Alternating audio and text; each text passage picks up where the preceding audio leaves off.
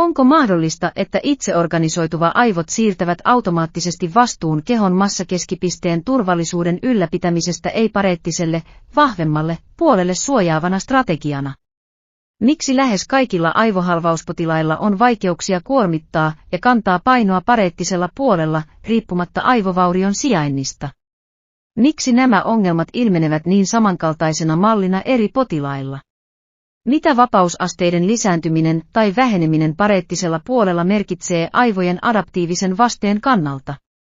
Kun voimien epätasapaino syntyy pareettisen ja ei-pareettisen puolen välillä, jotka ovat mekaanisesti yhteydessä toisiinsa kehon keskiakselin kautta, odottavatko aivot vain ulkopuolista kliinistä interventiota vai yrittävätkö ne itse organisoitua ratkaistakseen tämän epätasapainon? Miksi aivot kehittävät usein kontraktuureja ja rintarangan lannerangan fleksioasentoja aivohalvauksen jälkeen? Voisiko tämä olla toiminnallinen strategia sitoa kehon kaksi puolta yhteen keskiakselin kautta, jotta asento saadaan vakautettua ja turvallisuus säilytettyä tilanteessa, jossa toinen puoli on menettänyt tehokkaan voimantuottokykynsä?